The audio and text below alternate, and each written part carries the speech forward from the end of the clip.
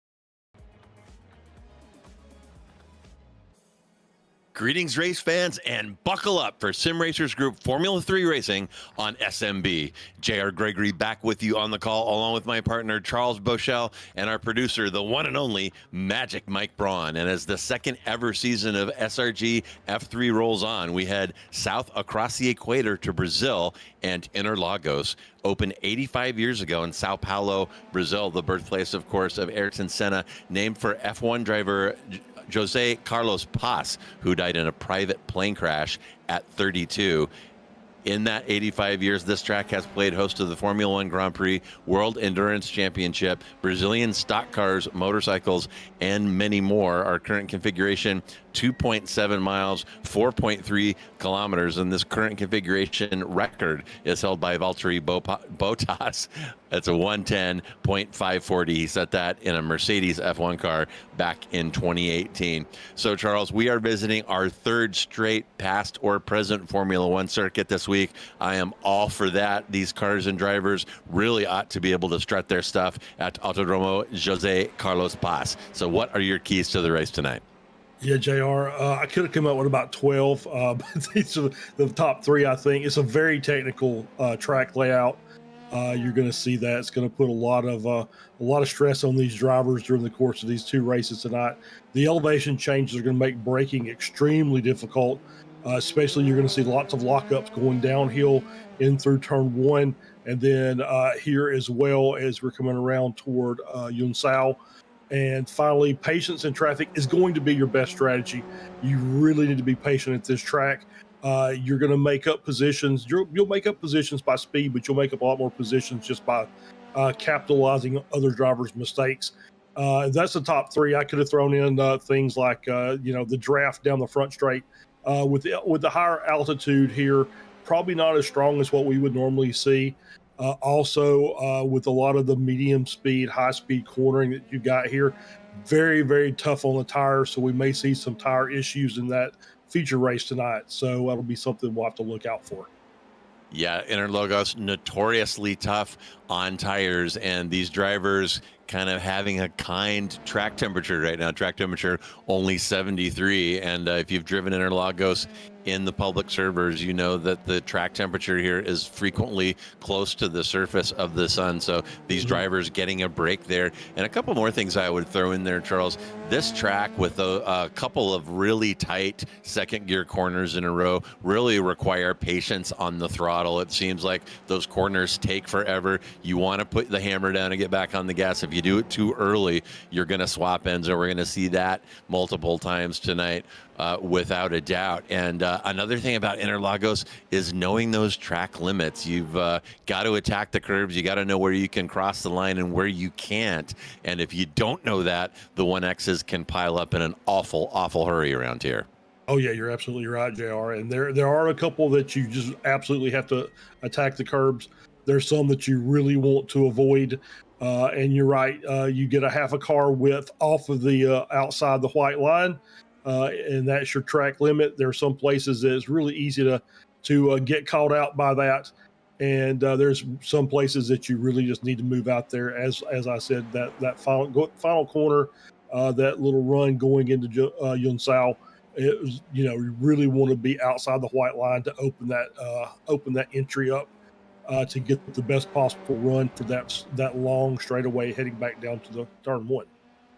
Yeah, too right. And a couple of very critical corners to get good runs down a couple of straightaways here. We'll talk about that as the broadcast unfolds, but qualifying winding down now. We're in the last 5 seconds of a 1 hour qualifying, and that 1 hour qualifying session will start the grid for our initial heat race. So you're being treated to not one, but two races here on slow motion broadcast tonight of these F3 cars. First one, a 15-minute heat, and then that will be followed by a feature, and bang, as the universe scrolls over, the sun is out, and I'm going to be keeping an eye on the track temperature. It can be awful, awful hot here, but here is your starting grid for the heat race. And again, these are essentially the results of the 1 hour qualifying session that just ended. It is going to be Stephen Case up front, lined up next to Jason Green. In the next row, Varun Bali will line up next to Josh Leslie in P4. I think that's probably Leslie's best performance so far in these cars after moving up out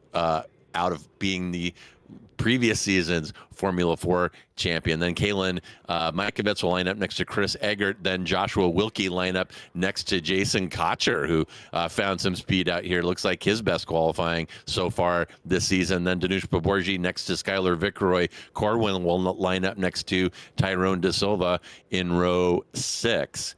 And if we apply a little scrollio to that screen, we're going to see Lloyd Conway lined up next to Ope Oladipo in row 7. Then it's Velasco next to Daniel Lebivi. Chris Wang will line up next to Jose Navas in row 9. Adrian Lopez will line up next to Justin Snyder in row 10. Then it's Van Wagner next to Ganesh in 21 and 22. Borden will then line up next to Guyton. And a couple more cars there. It'll be Adam Duvall lined up next to Dylan, bringing up the rear there in row 13. So as you look at the front of the grid, that 2-4-3 car to the left in the front row, that is Stephen Case. He has a slight positional advantage as we start here, but does not have the inside line. So keep an eye on Jason Green. Green not shy at all. Case knows that. Oh, and already a problem. That is Joshua Wilkie dropping like a stone, and looks like he may have rear-ended somebody off the start. So Wilkie, in his debut here in SRG Formula 3, is officially that guy as he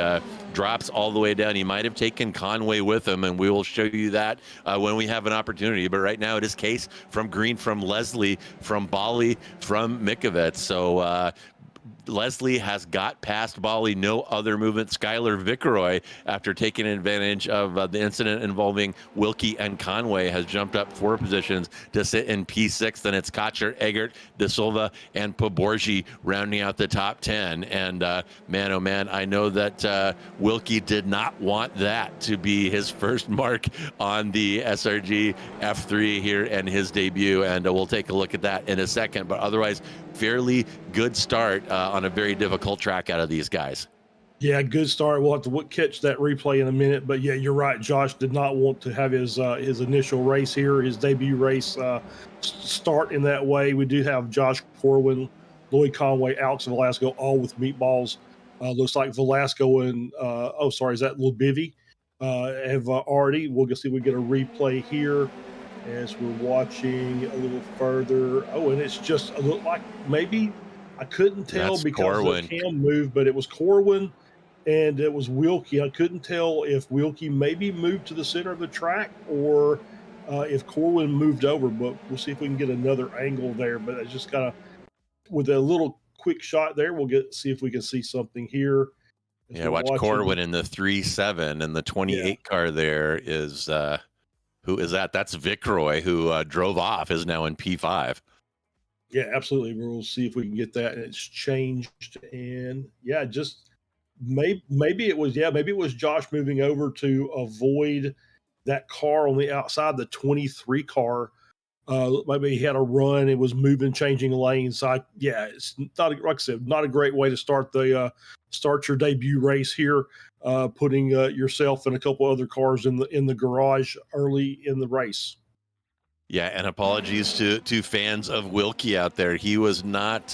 He was the victim of that one. I thought that he had rear-ended somebody, and that was Corwin in the 37. And you see another car cartwheeling off that blue car. Looks like Conway's livery. So he had a wild ride there off of turn 1.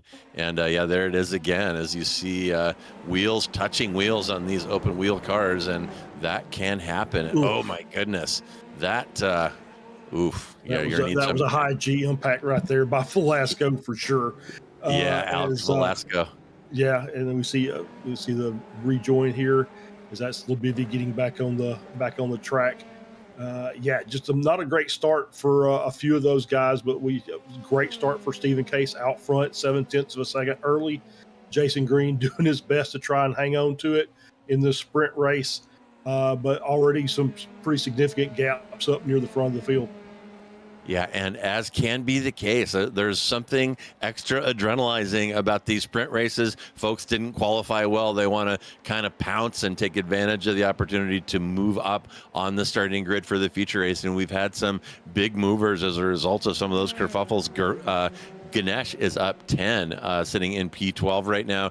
Navas up 9. So some big movers. Also, Oladipo sitting in P8. That is a +6 for him. And as I said, Vickeroy sitting in P5 is a +5. So this heat race going to tick by fairly quickly here. It's currently Case from Green, from Leslie, from Bali, from Vickeroy. And taking a look at Bali right now, he's got Vickeroy behind that is Bali coming up behind Josh Leslie and kind of reeling him in. We'll take a look at that interval. It's sitting at 0.3 right now. You see that slipstream going to work under 0.2 now, and getting close to 0.2 now. It's under 0.2, and that is going to give Bali an opportunity into turn 1, and he takes it. But can he make it stick? Very tough right there, because your opponent has the inside line on the next corner, and Bali elbows out there, chucks Leslie out of turn 3, moves up into P3, and that is not the last time we're going to see that kind kind of action on that entry to turn one. That front straightaway, very, very long, kind of technically starts in turn 12 coming out of the infield, that long left-hander 13 and 14, and you're running that thing through the gears and deep into sixth by the time you hit the braking zone for turn one. Yeah, absolutely, and that is the standard turn one hip check is that Bolly gave Leslie there. But good battle and just a little bit of touch. And that was all the way coming out of turn three. So they did a good job just working their way together through that corner. Of course, it slowed them down a bit, gave Jason Green a little more of a gap up in front. But a good battle, and everybody's still racing, and that's the important part. You can get a little wheel-to-wheel contact now and then, as long as everybody's still hanging on and staying in a straight line. And we're going to take a look here at Lebivy. His troubles did not end off of that start. I think he was involved in that initial incident and parked it.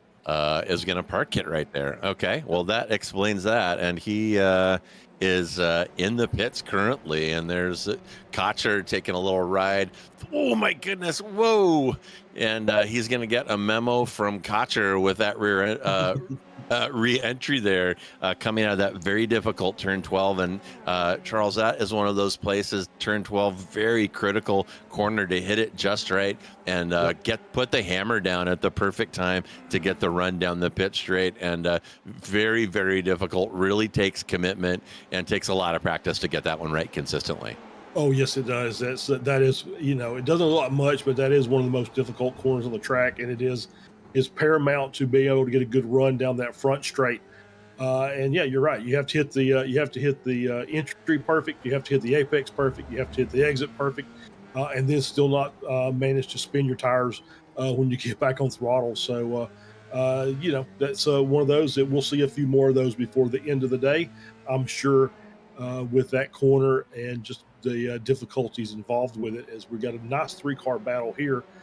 Between Viceroy, Leslie, and Bolly within looks like about 0.8 of a second of each other. So things are going to start ramping up. Viceroy should have a really good run with the draft down this front straight.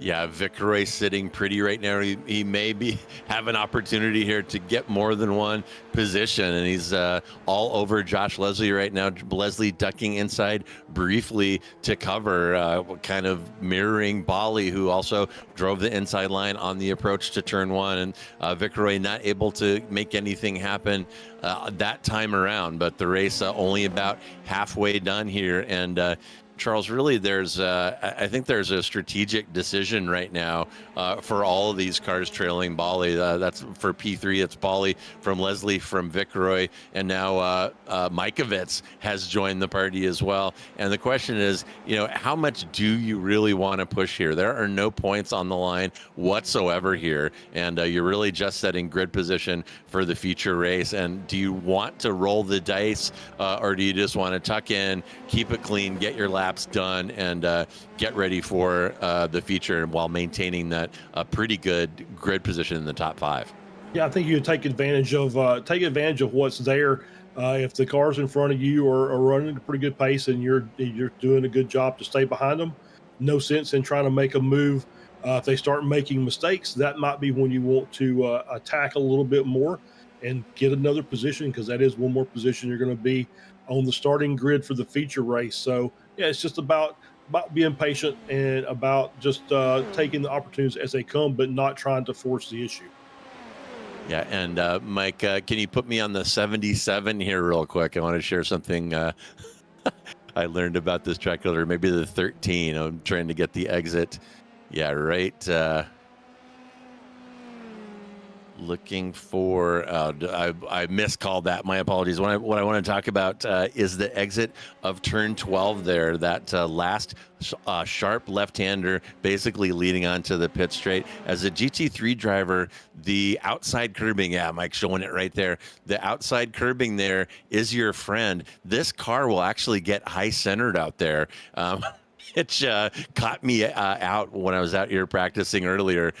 Very interesting kind kind of experience changing platforms from a GT car to these Formula cars, but there is a big crest right in the middle of that curbing to the outside, and these drivers are going to have to stay off that. The car gets high centered, you lose grip, and just kind of take a bad ride. Yeah, we're seeing it right here. That exit right there, he's flirting with it right there. A little bit further, that car would have been high centered, and that would have turned into an off. So that is a huge trap for the unwary right there. That is really got me off as a GT3 driver, because that's part of the track when I'm out here in that 992 GT3R. Yeah, absolutely, and that's you called that, and that does have a kind of slopes off on the backside of that curb, and as you said, high center of the car. You start doing a little board slide, and nice catch by Viceroy there. Had to make it a quick adjustment, but he's all over the back of Bolly right now and is looking for a way around. He thinks he's got the move. As we see, Makovitz has dropped off just a bit.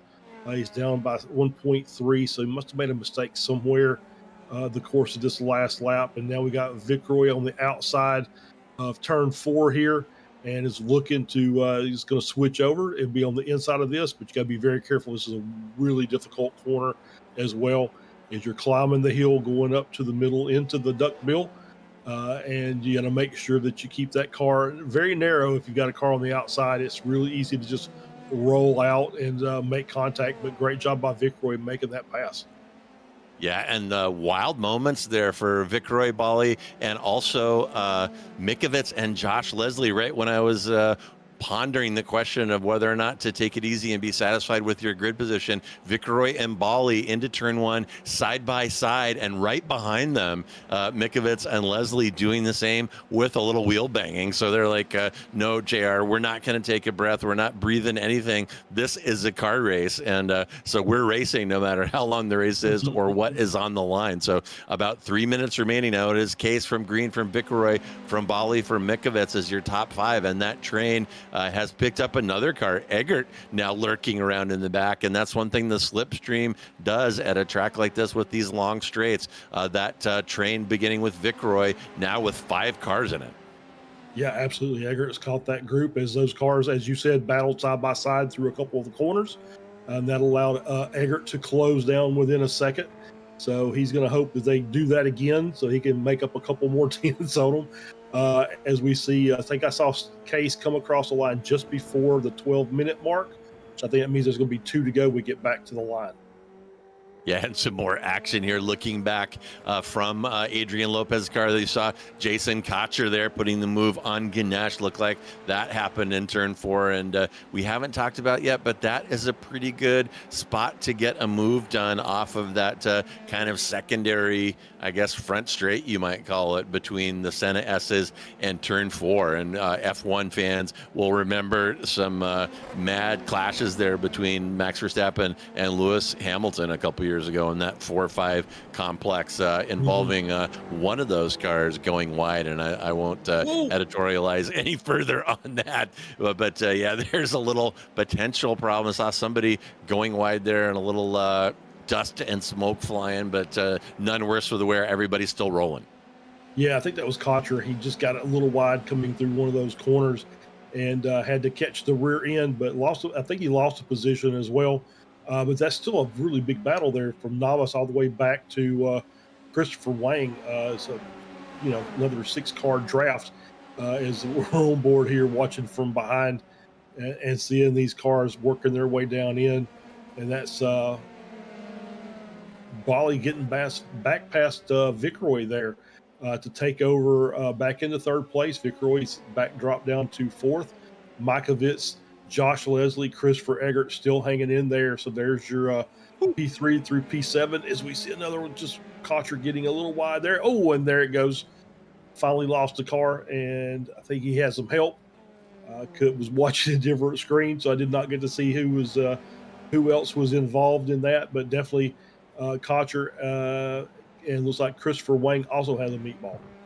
Yeah, Cotcher and Ganesh there. They were switched positions a couple times in the last couple of laps. Ganesh got Cotcher back in turn one, and Cotcher was not laying down for that. He wanted to try the inside going into turn four to get Ganesh back, and that's kind of where it went wrong. And looks like the white flag is out. No, that's white. That is the oh, it is white. Okay. It's just the shadows. I thought I saw checkers there, but we are on the last lap as Stephen Case enjoying another Stephen Case track day here. He's put down a 127.5, about 0.2 faster than the next fastest competitor, and has stretched out about a 4-second gap behind to Jason Green. Green has stretched Bali out to about 7 seconds. So our top two drivers really dominating here, and more side-by-side action. Oh my goodness. And that is Mikovits. Looks like he is slipping past who? That's getting past Vicaroy there to go up into P4. So holy cow, Charles. This is a preview of what we're going to see in the future. Some side-by-side action into turn one. I kind of suspected that might be the case due to the drafting opportunities down that super long pit straight, and looking forward to the future after seeing some of the risks these folks are willing to take right now. Yeah, absolutely. And it just was watching Makovitz going into one, and we just saw him again locking the brakes down. I think he did a really good job, honestly, just to catch the car, keep it from going off the track, but was able to make the move around Vicaroy to pick up P4 as we see Stephen Case coming across the line to take the checkers. Yeah, and talking about dragging a tire into turn one, some people advocate changing your brake bias during a lap. And I'm usually not at all tempted to do that, but this is one track where it is tempting because of that. You might want to crank it back just a little bit for that entry into turn one and then put it back where it was, because very, very tough to get the car woed up and rotated down that hill into the Senna S's, and obviously an iconic part of Interlagos and one of the most difficult corners really on the F1 circuit, I would say. Oh, I completely agree with that. And I was just watching as they were coming across the line, Mikovits with that draft down the front straight to just eke out Bali for P3 by 25 hundredths or 25 thousandths of a second. Very, very close racing there between those two drivers. Yeah, and that is the slipstream going to work on these things, and my goodness, we are in for a treat. So the next thing that's going to happen, folks, is we are going to have a 5-minute warm-up. We'll review the grid with you. We've got some individual and team points to show you, as well as these drivers either take a warm-up or stretch their legs, take a bio break, what have you. So we should have some points up for you here in just a second. Yeah, here are your Heat 1 results. And we'll actually be going through the grid here when we get the feature going. But suffice to say, Case, Green, Mikovits, Bali, and Vicaroy are your top five. Then Leslie, Eggert, Poborgi, Oladipo, and Jose Navas, who moved up quite a bit to round out the top 10. And we'll get the rest of that to you when we go through the grid prior to the feature. And Mike, have we got season points available? Yeah, there we go. There's your championship standing so far through 2 weeks. And Stephen Case, last season's champion, getting off to a very good start. It's got about 30 points behind to Jason Green in P3, then Bali, Corwin, and De Silva rounding out your top five. Then it's Poborgi, Lloyd Conway, Eggert, Vicaroy, and Adrian Lopez will take you to 10th on the season. Then it's Lebivi, Cotcher, Wang, Mikovits, Duvall, Guyton, Van Wagner, Navas, and Dillon will get you to 20. Then Hagen, Grunsky, Brashear, Trantham, Snyder, Cardenas, Leslie, and Oladipo. And I know there are a couple of drivers there that want to improve that and move it up. And bang, we are green. The feature is underway. I told you I would do the grid, but we didn't quite get to it. And Case getting off the line pretty well. It's Case from Green. From Mikovits, looks like Vicaroy has got past Bali. Then Eggert, Leslie, Poborgi, Oladipo, and Molina. So much cleaner start here. Of course, easy to say when we have a big rear ender incident right on the grid, even before we get to turn one. But things looking pretty clean here so far as we settle in for a 25-minute feature. Yeah, just a couple quick notes. Josh Wilkie did not take the start of that race, so we only have 25 cars on the track. and looks like Oladipo is off somewhere in the background, has dropped all the way down to the bottom rung. So we'll see if we can get a replay of that. Didn't see, just like a simple maybe off track or a spin. But everybody's clear. Didn't look like that anybody fell back with him. I will mention this very quickly. As we noticed that we thought we were going to have a little bit of a warm up period, but they're still tweaking the format just a little bit with the change. And I'm wondering, I was going to bring up the fact that we have heard from a couple of the drivers this season already that how tired they are after this after the race in this format. So with a 1 hour qualifying and then the heat race and then the feature, that's kind of stressing the drivers out a little bit. So we may see more incidents later in this race as we've got other incidents in the back of the field. It's like we had a couple cars drop down. Looks like David Borden has a meatball flag, so we'll see if we can get a replay of that. But we'll see if the wear and tear on the driver takes a toll later on in this race today.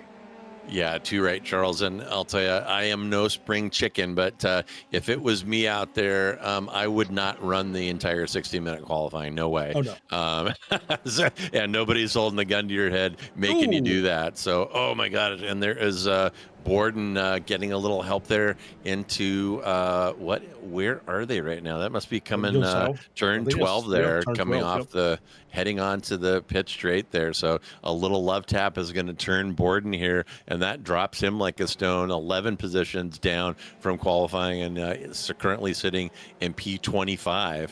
And you mentioned Ope Oladipo, and I'm not sure what happened to him. He's clawed his way back pretty well, but obviously had a big incident early on, probably a self-spin. Charles, as you noted, didn't take anybody with him, but definitely lost something. There we go, a little lockup on cold tires heading downhill into turn 4, and the good sportsman that he is, he doesn't punch it back into traffic. He takes a breath, has to sit there and watch the cars stream past, but he ended up very nearly DFLing it off of that little spin on cold tires. Yeah, he did, but as you said, he is making his way back up through the fields, back up into P17, so he's managed to take advantage of that incident we had after he had his spin, as we see side by side. Wow, that's who is that? That's Bivy or Bali. That's Bali and Eggert working their way through 1, 2, and 3 side by side. Great battle there. Very clean, as we're seeing Eggert look into the inside, going to try and make that move down into turn 4. Decides not to do it. Is just going to back out and stay in line, at least for this couple of corners, and he'll see if he can build up another run coming down into turn 6. Yeah, some great respectful driving there between Bali and Eggert. And again, if you're a sports car driver, GT driver, you think a little door rubbing there is no big deal. And it isn't if you have enclosed body. But these open wheel cars, just a little touch, a brush, wheel-to-wheel contact will send the cars flying through the air, as you saw in the start of that heat race. So it definitely takes a lot of trust, a lot of car control, and a lot of skill to maneuver these cars down through those Senna S's side by side, and we've already seen it multiple times in that 15-minute heat, and we're going to see it multiple more times. And taking a look at Poborgi now, has got a very short gap forward to Eggert and another short gap forward to Bali, and Bali once again leading a train. Eggert is going to squeak by him actually as the slipstream goes to work. So now Eggert is going to be leading a train of Bali, Poborgi, and Leslie for P5. Yeah, as we hop on board here with Eggert, he's in that P5 position, leading this little train, working his way through 2 and 3. Nicely done, good line there. As we've got Bali hanging on the rear, as well as Poborgi taking a look on the outside. He's going to try and get a run. Ooh, just slides back in behind Bali there. Wants a little more of that draft to help him get some pace built up as they work their way through 4. Very wide coming out of 4. You can see that looks like another one of those areas that you could end up centering your car on the curb as you're coming out of 4 and 5, and then coming up through 6 and 7. Very, very difficult. There you can see all the how much speed you're having to carry through that corner, and you hear the tires just kind of screaming a bit as they work their way around into this infield section of track. This is just so technical, and you have to have such a level of patience and just make sure the car settles in the proper way. Because if you get on the throttle too much, you either could push the nose out, or you could spin the rear around, and neither one of those are going to be good for your lap time. Yeah, and Bali with his Hansel right now, he wants to get back to his fight with Eggert, and he's got about a 4/10 gap forward to Eggert, but now he also has Poborji all over him like the plastic on Grandma's couch, and Poborji not shy at all. Bali knows that if he leaves a sliver of daylight anywhere, that Poborji is going to try to stick that F3 car in there, and you see right there Bali moving to the inside, taking the defensive line into turn one, not the fast way through there, and Eggert has got to be loving what he's seeing on his relative as his nearest competitor, Bali, getting massive pressure from behind from both Poborji and Josh Leslie joining the train as well. Yeah, absolutely. As we see once again coming through 4 and 5 and getting that good run. And Poborji is not letting up. He's right on the tail. He's going to move to the inside. Take a look. Not enough there. Just kind of stay behind. And once again, I think he's content to at least keep the pressure up. Not necessarily looking to make a move, but at least putting the thought in Bali's head that, hey, I'm right here, and if you make one little mistake, I will pass you, and there'll probably be others as well. So really, really trying to keep the pressure up. They are closing the gap back down to Eggert, so we'll see if they can make any time up on them. As long as they're staying nose to tail, as we see a little lock up there from Bali on the left front.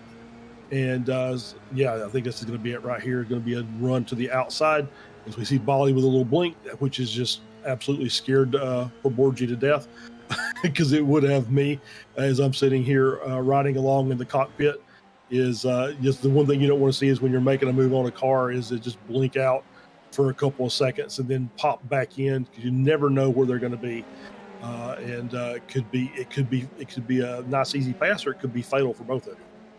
Yeah, and Poborji had a run there out of P12. You saw Bali drag a tire, not get a great exit out of turn 12, and Poborji kind of threw away his run by trying the outside down the pit straight and Nice. kind of lost what advantage. And there goes Bali right now. Bali maybe getting camera shy hearing us talking about him up here. And now Poborji is through, and Bali now has Leslie all over him and has some unhappy tires right now. So Bali in a very hazardous position right now. He needs to dial it down just a touch, let those tires recover as you see Poborji wagging his tail through that tight sequence. But Bali now has Leslie behind licking his chops and seeing that F3 car slide all over the place, and Leslie now smelling blood in the water.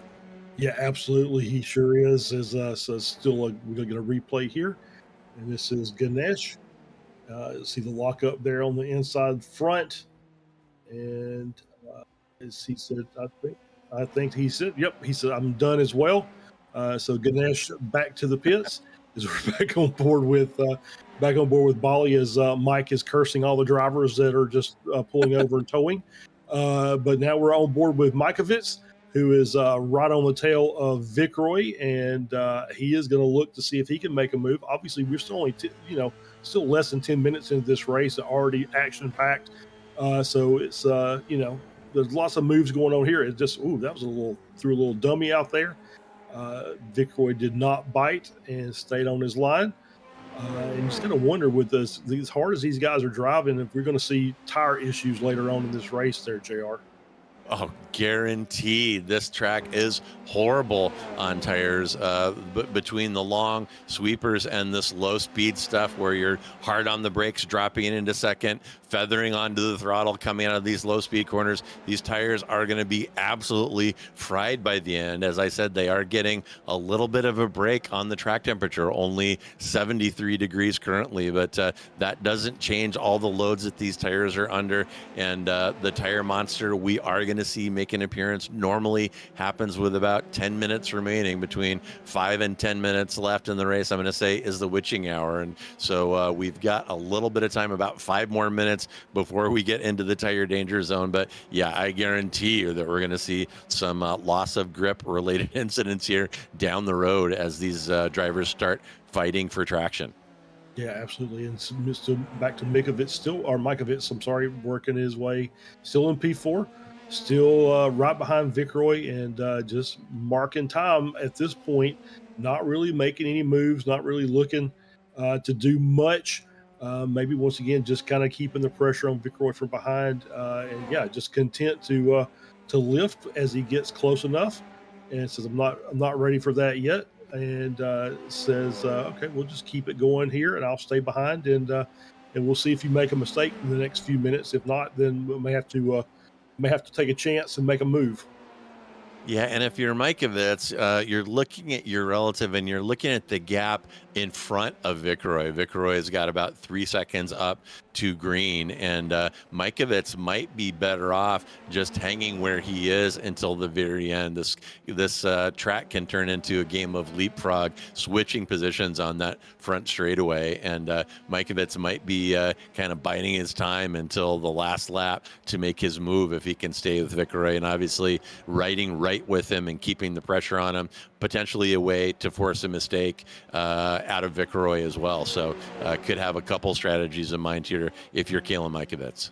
Yeah, absolutely. And we did see, like I said, he did make a good run at the end to pick up that spot on the final sprint down the start-finish straight. So he obviously has already kind of got that timed out. He knows where he needs to be in order to make that run and make it stick before we get to the start-finish line. So that's in the bag. So now it's just say, okay, can I make that move earlier? Have I got the pace to stay in front of him once I get there? And I think right now he's not thinking he does. He's thinking he's got just enough pace to kind of keep up with him. And if, like you said, if he passes him, it might just be a matter of leapfrog for a few laps. So, better to save the tires and save your stuff for later in the race. And so he'll just hang out behind Vicroy and do a little lift and coast and maybe take a little stress off those tires for a few laps. Yeah, Mikovits definitely breathing it there. He had a huge run down the Senna S's that time, and definitely could have taken his competitor into turn 4 and just decided not to, breathe the throttle and backed out of it. And here's a replay of a nice move by Lopez there. Looks like he's getting past the Lego car in that 6-7 complex, another difficult and kind of iconic feature of the track here, and a little fighting back and forth. That must be Lopez, and who is in the Lego car? How could I forget? I'm not sure. Is that Van Wagner? It's either Van Wagner or yeah, it must be. I think we got 2 Lego cars out there. No, that's not Van Wagner. Is it Josh Schneider? Yeah, maybe a lap down car that's in there, involved in all that. So yeah, Justice Snyder. Okay, so that is who it was. Yeah, and he's further down, and there's a spin, and luckily no contact with anybody, so he can reset that. Ooh, gotta be careful on that rejoin though, as he gets rejoined back onto the track. But you see, are already starting to see some difficulties in the back half of the grid. Yeah, and another little train here, taking a look at Lebivy, Cotcher, and Conway. And Conway on a recovery drive, you saw him have an issue in the heat and sitting way down right now in P17. But that P17 is a +7 for him, having finished P24 in the heat. But speaking of heat, things heating up right now for Cotcher. He has got company, and as I said, this is where, as you see Cotcher drag that inside front tire, might be time to crank that brake balance back a notch or two. But yeah, you see Cotcher, things getting hot for him. He's got a couple cars all over him, Lebivy and Conway fighting behind, and he's probably hoping that those two fight between the two of them and let him have a little bit of space and have a breather right now. Yeah, and he's got Guyton and Corwin just up in front of him, and you see the smoke as they're dragging the tires through the corners as well. So lots of struggles going on here with the braking, which is kind of what I thought we would see.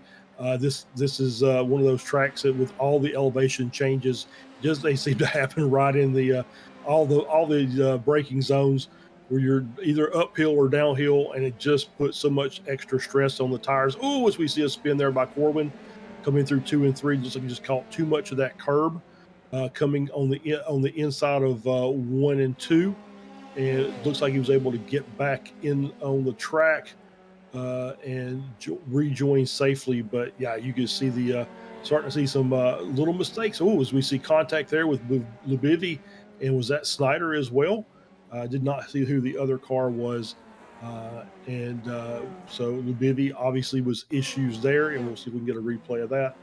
There is Snyder, and no, that's not Snyder. That's that blue and yellow car It's of Conway, I think. Conway. Yep, the '77 car of Conway on the inside there, going through four, and just pushed out Oof. wide, and their car on the outside tried to check up, but couldn't quite get it stopped or slowed down enough to avoid the contact there as Conway went very wide coming out of four.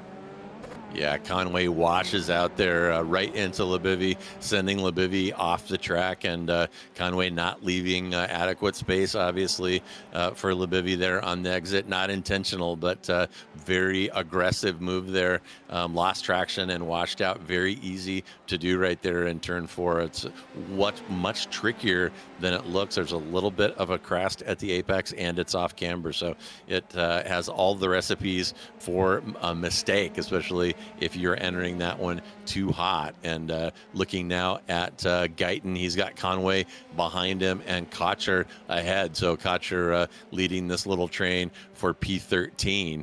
And you got to think that Guyton has got his eyes on Conway. Conway usually at the pointy end of the grid and on a recovery drive. And yeah, Guyton says, okay, I'll let you through. See you later. Or maybe not. It looked like he was going to let Conway go there, but he might have had second thoughts. And Conway saying, nope, you should have let me go.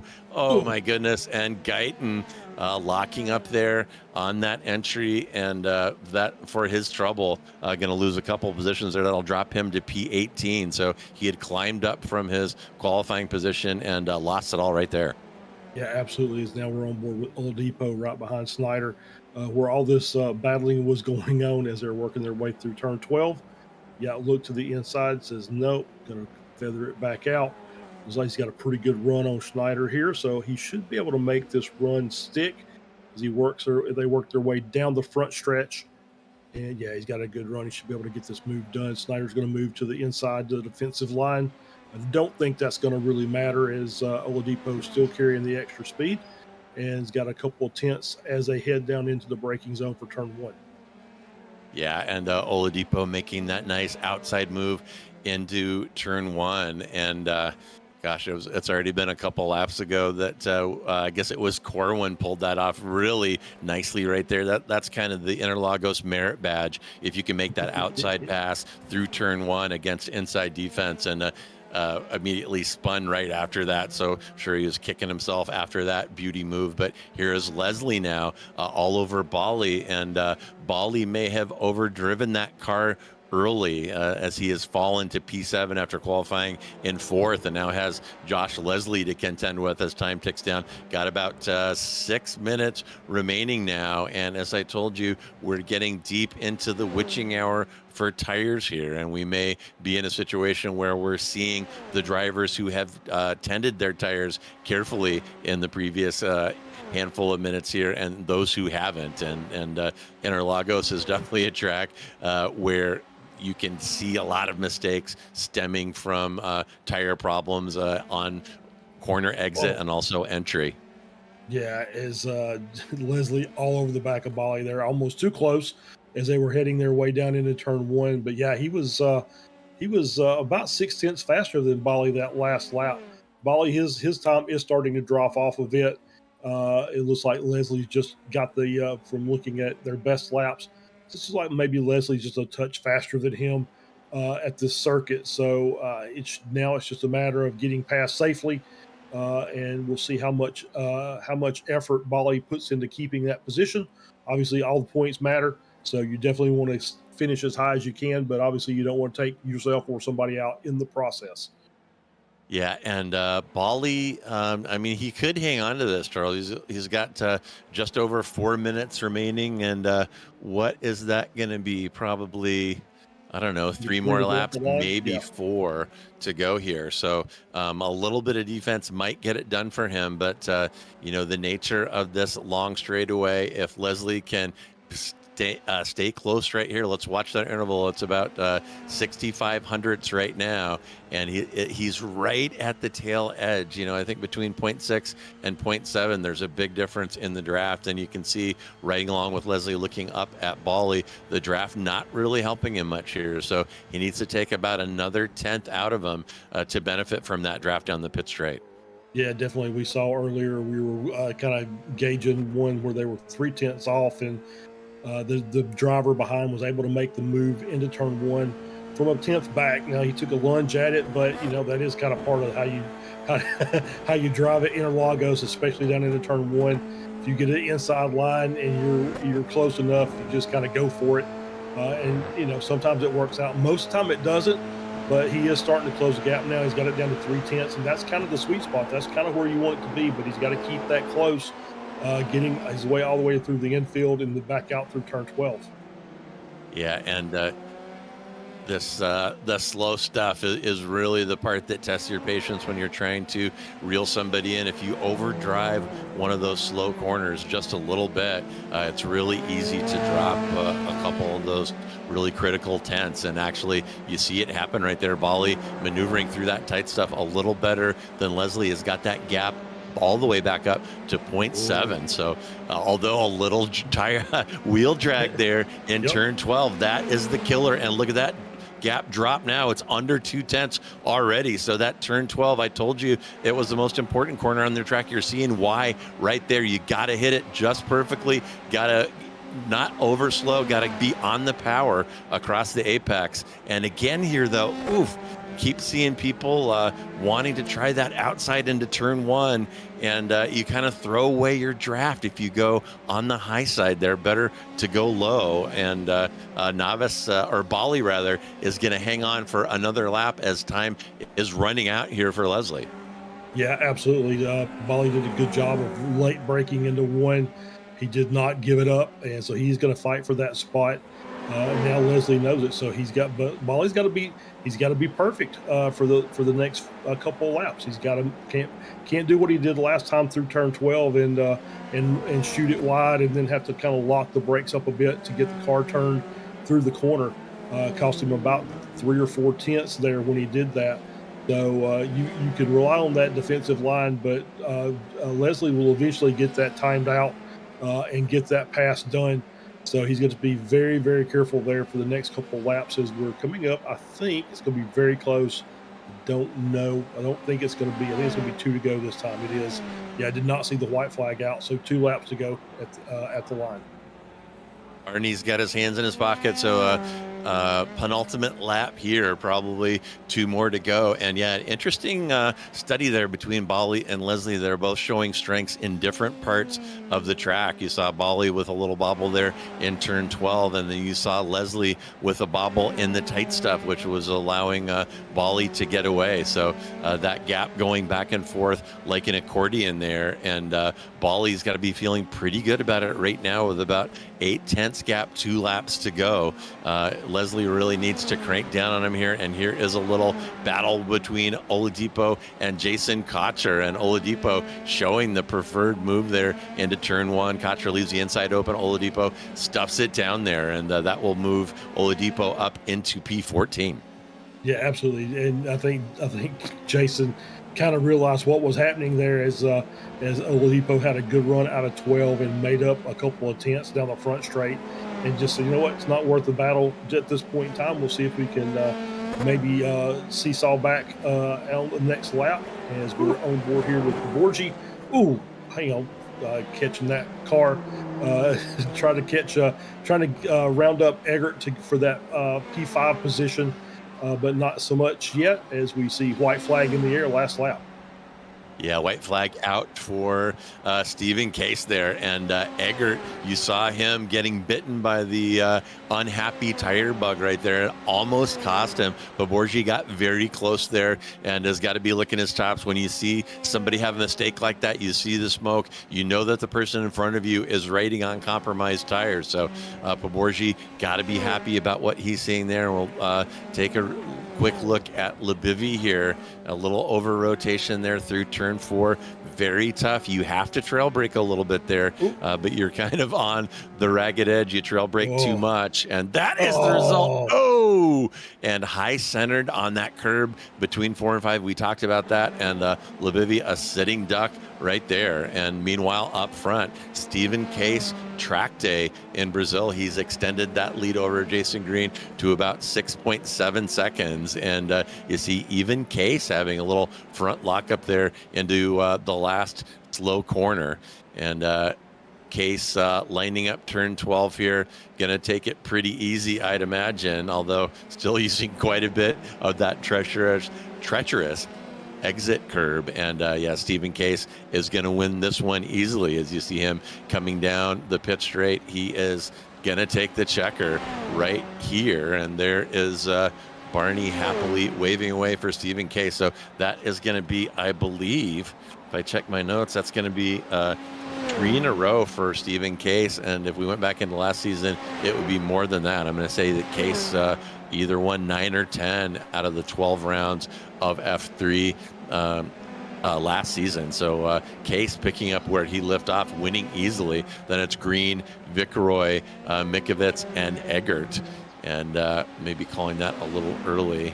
Oh no, they have already crossed the line, and there's De Silva and Lopez coming across. So we'll get that complete grid back to you here in a moment. But yeah, wild stuff here at Interlagos, Charles. Very, very challenging circuit, and really tests a lot of different skills and a number of varied skill sets. It's not kind of, it doesn't really have a single character, this track. It's a lot of different kinds of corners and a lot of different kinds of racecraft needed to make something happen here. Yeah, I completely agree. It is a very difficult track to drive. It's, but I think it makes for really good racing because obviously, the best kind of stand out. But, you get a lot of drivers, as we saw, that have different problems in different sections and are just better in other sections than some of the other drivers, and makes for really interesting racing. So it was a good race. Once again, Stephen Case 3 for 3 this season, hasn't really put a foot wrong yet. And Jason Green with the P2 had a great run. Viceroy hanging on to that final podium position tonight over Mikovits. So great driving pretty much from everybody. This is, like I said, very difficult track. You said as well. For us to have, I think everybody but the top, I think maybe 3 or 4 drivers that were a lap down. And so I think that's good racing on the vast majority of the grid. Yeah, and there is your podium there lined up at start finish, and it's deja vu all over again. Case, Green, and Viceroy, same 3, different order for Mexico, but Stephen Case still at the top, and the same 3 drivers on the podium. And only Eggert has broken up that party. It was Case, Eggert, and Green at Barcelona. So I've got some dominant drivers up front here in F3, and some of these other drivers that are kind of sniffing around the fast end of the field. And I'm thinking about Kalen Mikovits, Poborgi, Leslie, Navis. They're going to have to come up with something to crack into these podium positions, as they're really being dominated so far this season by a couple of these characters up front. Yeah, absolutely. It's just going to be one of those that you have to just work a little harder to figure out, how to improve. And it's not an easy process, but that's the reason we're out here, is just everybody wanting to get better at racecraft and at racing, and try and find a 10th here and there every time you go to the track.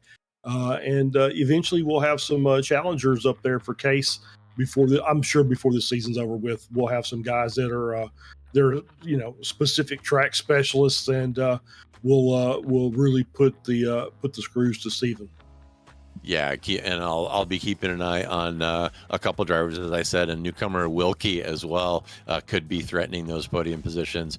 Didn't go good for him today, but looking for him to definitely improve on that in the future. But here are your race results. It is Stephen Case, pole sitter, P1 and fastest lap in typical Case fashion. Then Jason Green, Skylar Vickroy will round out the podium. Then it's Kalen Mikovits and Christopher Eggert rounding out the top 5. They'll be followed by Danush Paborji, Vroom Pauly, Josh Leslie, Jose Navas, and Tyrone De Silva rounding out the top 10. Then it's Lopez, Van Wagner, Conway, Oladipo, and Jason Cotcher finishing in P15. They'll be followed by Snyder, Wang, Velasco, Jacob Guyton, Josh Corwin, Adam Duvall, David Borden, Dylan Lebivy, Ganesh, and Wilkie not taking the start, and Ganesh crashing out early, and Lebivy having problems as well. So a little bit messy for some of the drivers, frankly. Interlagos, I was picturing was likely to be a little bit messier, actually, Charles. So I think these drivers actually put in a pretty good performance out here today. But let's go ahead. I'm taking a look outside in the green room, and we'll go ahead and bring in Skylar Vickroy and talk to him about his race. Podium, last step on the podium here in P3, moved up 2 positions. So Skylar, a very, very tough track. Charles and I were talking about it. It's not a track with one character. It seems to blend a lot of different tracks together. You got to have a lot of different skills to get things done here at Interlagos. So tell us how this race went from your perspective. Oh, it's a tough one. It really is. This is one of those tracks when I see it, I love the track. I love watching racing here, but I suck at actually racing here. And going at the beginning, I was like, okay, we got the qualifying. That was not great. And then we made up a lot of positions on the start in the heat and got a couple here on this feature race as well. Then I started thinking to myself, like, okay, run your laps. And thankfully, Kalen didn't want to battle too much. As I was trying to, like, okay, let's bring the pace down just a bit, protect the tires so we can get to the end, because they were starting to slide on me in the heat race. And I was like, oh, this is not a good sign. And then, of course, as I'm worrying about my tires, Case is hitting fast lap after fast lap. I'm like, okay, maybe I can go faster. But no, there was a bit of a skill issue there. So I'll take it. This is one of my bogey tracks. And if I get a podium out of a bogey track, hey, we'll walk that all day. Yeah, too right. And I know exactly what you mean. That this is one of those tracks that just frustrates the hell out of me. I'm terrible at it. Can't figure out why. If I could practice 1 lap or if I practice 100 lap, my results are the same, which are poor. But yeah, you're right about Mikovits, and we were watching that battle between you and Mikovits, and he definitely was holding back. He had a couple of runs on you down the S's and would have had a crack at you in turn 4 and decided not to press and maybe saving it for later. But at some point you were able to gap him. So maybe he should have struck while the iron was hot. But very good drive to finish on the podium in a track that's difficult for you. So congratulations on that. And as we wrap up, is there anyone you would like to thank or give a shout out to today? Yeah, thanks. Definitely give a shout out to the SMB crew. You guys do a great broadcast. It's good to be back. I missed you guys last week. I was busy messing around with stuff, so I didn't get to say hi. Shout out to, of course, the SRG fam and Jason and all the guys that helped there run. I think Tyler and Alex and so on and so forth. I want to give a shout out to all my friends and family that are watching. Thank you very much. And as we were signing off with last season, we're going to try to move up a little bit further up on the podium, and maybe, just maybe, we'll beat Stephen Case one of these days. Yeah, best of luck to you on that. And also best of luck learning the brand new track, The Bend. I think there's about 87 corners on that one. They all look the same. No visual markers at all, but no pressure. And we will see you next week for that. Yeah, I actually will not be here next week. I have a work trip, so I have to mix next week. So you guys I'll be watching, and I'll be in the chat to bother you guys instead. All right, Skylar. Thanks a lot for stopping by, and we'll see you in a couple weeks then. Take care, fellas. All right, take care. That was Skylar Vickroy managing P3, his second podium on the season. And Charles, looks like we've got Varun Bali out here, and I'll have you have a chat with him about his race. Yeah, let's bring Varun in here. Varun, good race. You had finished in, I believe, P7 in that feature race. but had a lot of pretty significant battles there with a few of the drivers, Poborgi and Eggert and Leslie, to name just three. So talk about your race from the cockpit. Yeah, kind of messed myself up in the sprint because I didn't get lights on my screen. So when the lights went green, I kind of just had to floor it. Made my way back up to third, so that's not too bad. The sprint was really fun. I can't launch these F3 cars for my life. I can't get a good start for my life. So I think Skylar got me instantly because he was P4. And then kind of knew that the beginning and the ending would be where I'm faster, but the middle part of the race was just struggling with tires. That's when Danush, Chris, Josh all like either got past me or closed up to me. And then that's when I was just thinking, don't do anything stupid, minimize X's, just keep it on track, get it home. Yeah, were you actually pretty close on your instant limit, or had you done a good job of keeping it between the lines? I was only at 4X of 25, Yeah, so yeah. I was just upset with that because the last two weeks I've been on 0X and 1X, so I kind of want to just keep as little as possible. And around here, especially with some of the off-camera turns, it just washes out and then you go straight off. Yeah, this track is sneaky for incident points. You have to be very careful. So we had a couple of interviews over the last 2 weeks talking about the new format, and some of the drivers just being pretty much mentally and physically exhausted at the end of a 1 hour qualifying, a heat race, and then a feature. How do you feel like your race fitness was tonight? I honestly prefer this format because I feel like my strength when it comes to driving and racing in general has always been racecraft, more so than pure outright pace. Whether it was go-karts, Mazdas, Pro Mazdas, whatever it was, I always felt like one lap pace wasn't my specialty, but racecraft was, and so I enjoy the fact that it's a 15-minute sprint followed by a longer feature race. Awesome. Well, so next week we're at the brand new Bend down under. And so have you had a chance to put a car on that track yet in one of the, I think, 250 configurations it has? Yeah. What are your thoughts? I saw I went last week after to look at the schedule, and I saw that, and I just loaded it up real quick, and I noticed there was like 50 different configurations. So once I got the right one, I was going around. Pretty much every turn is blind. It's like beyond flat. Like there's nothing to judge where you're braking. You can barely see the apex curves on most of the turns. So that's going to be interesting. I'll be honest, I have no idea how that's going to go for me. No idea. Well, I think everybody's in the same boat. When you get a new track, you're limited on how much practice you can get in. So I think everybody's in the same boat. But we'll be here to find out next week. So Varun, we'll let you give a chance to give any thanks or shout outs and let you go and prepare for next week. Yeah, shout out to Jason for hosting me inside SRG. Shout out to Skylar, Kalen, Eggert, Danush, Josh for the fun race tonight. Thank you guys for streaming it as well. All right. Varun Bali, thank you very much. Thank you guys. All right. That was Varun Bali. And it looks like we have Josh Leslie here as well.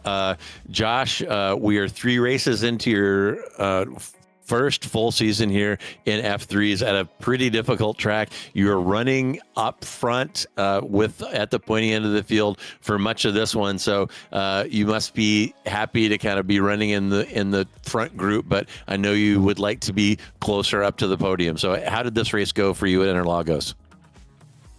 This race went pretty good, got a good qualifying position, and I managed my tires all right and try not to get into pretty bad collision like the other 2 races. So I think it went pretty well. Yeah, well, so how would you describe the difference between the F3 and the F4? You drove a couple seasons in F4. You're F4 champ last season, of course.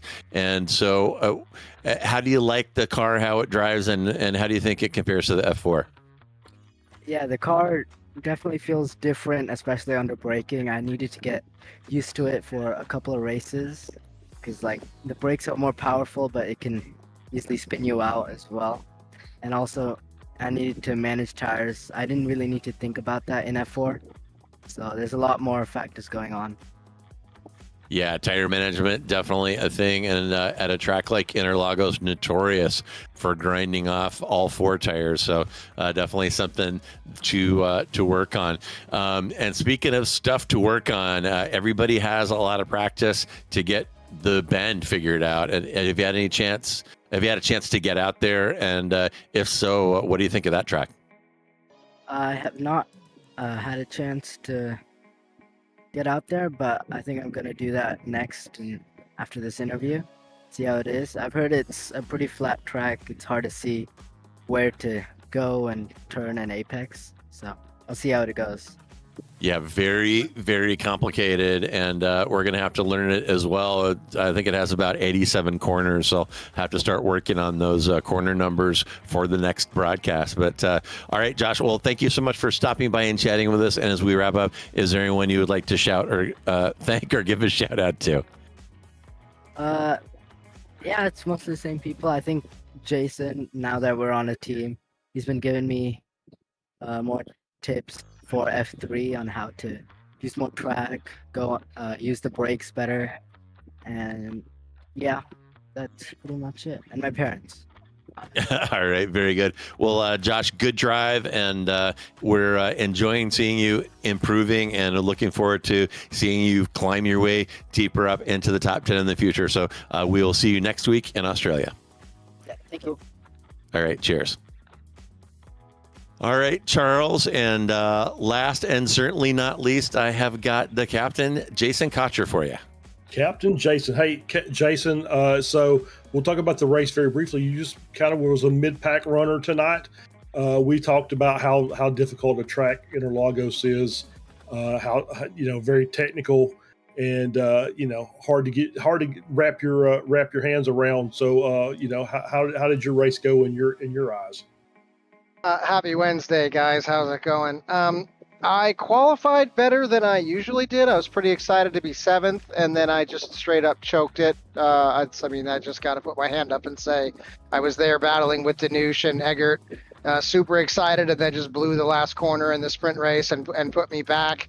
And then I got a little bit of a fire going, and I was battling back and had a great battle with a Thule and had him set up in turn 4 for an over-under cross-up. And I mean, we just barely touched, and I got to apologize to Chris Wang, who was a victim on that deal. There have been several times where Chris Wang has made a mistake that dinged me, so we're just going to call this one even, I think, between the two of us. But always feel bad when you spin and you make it tougher for somebody else. And then, man, the entire feature, I don't know how much you guys saw, but I could tell you every decal on Lloyd Conway's car. That's a beautiful yellow and blue Renault livery that he has there, and we battled. I mean, I haven't had a battle like that in a long, I think for 5 or 6 laps. Ope was in there and Corwin came through. It wasn't the result that I wanted, but I certainly wasn't bored. And so, it's fun to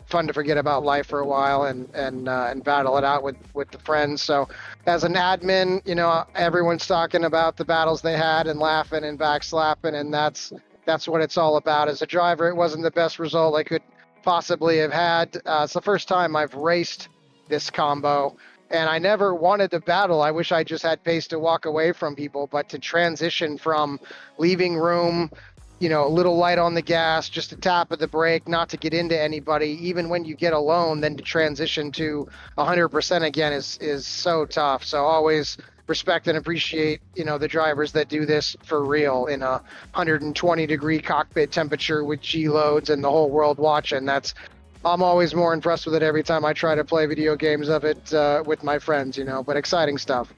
Yeah, absolutely. And we'll transition. We had a brand new track last week in Mexico, and we're going to a brand new track next week at the Bend in Australia. So it's I think the learning curve is ramped up yet again for this F3 group. Yeah, the intensity is super high. I mean, when you watch it on TV and you have a laugh and, cheer with your friends or whatever, I guarantee you, I mean, it is not warm here and I am just straight up sweating right now. Just, we got, Alex on occasion, Velasco wears the heart rate monitor and we were regularly seeing him at 120 some, 130 beats per minute, for 90 minutes. Your brain thinks you're on a treadmill. So it's really, really intense. Struggled a little bit for what I did in Mexico. I have enjoyed watching that race on TV, but being very flat, tough to pick up the brake markers and being unfamiliar, I was just kind of battling to stay alive. And next week's the same.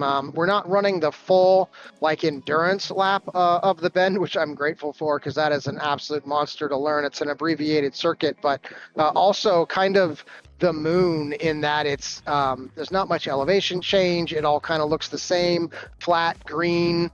There's some power cables that run over the circuit that you can use to kind of find your way around. But for the laps I did there, I was pretty lost. I'm gonna have to do some work if I expect to be competitive there next week. But shout out iRacing as always. Every quarter, it gets better, it gets more detailed. New cars, new tracks, new combos. And it's the best out there. That's all there is to it. So that's why we're there. And we just really sincerely appreciate the detail and the growth all the time. And we laugh, the 1986 Nintendo game hasn't changed, but the living, breathing entity that is iRacing, always growing, always expanding, always improving is just super impressive stuff. Yeah, absolutely. And Jason, with that, we'll let you give anything or shout outs, and we'll wrap this puppy up for tonight. Yeah, thanks, guys. I mean, SMB always, you guys are awesome. The whole SRG community, as I always say. Maybe tonight a special shout out to those that I was battling, as I said, Athul, Lloyd Conway, Josh Corwin, Ope, Daniel, Labivi, Wang.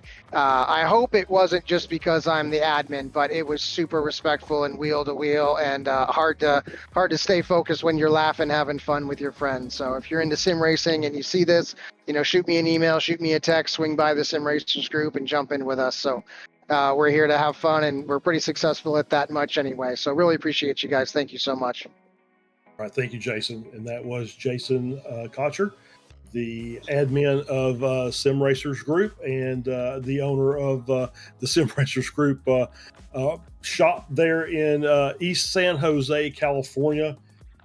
Pull him out of there. And JR, I think I am ready to go to bed. I don't know about you. Yeah, that is really something, and we weren't even driving, and it is a lot going on and a lot to cover. But we are not just about these fantastic F3 cars here on SMB. We have got action almost every night of the week. This weekend on Saturday, Weekend Warriors Formula V's will visit the Zoxen Ring, and on Sunday we'll have a Weekend Warriors doubleheader featuring Formula Fords at Okayama, Spec Racer Fords at Tsukuba, and on top of that, the Cross Series League Racing will visit Eldora. Tuesday, SRG F4 heads down under to Winton Motor Raceway, and you'll want to check that, and F3 at the Bend. So it's all Aussie all the time for SRG next week. You will want to check that out. That is going to be a couple of fantastic races. So I am JR Gregory on behalf of myself, my partner Charles Boshell, our producer Mike Braun, and everyone here at SMB. Thank you so much for joining us. Enjoy the rest of your day wherever you are, and hang on, baby. Friday's coming.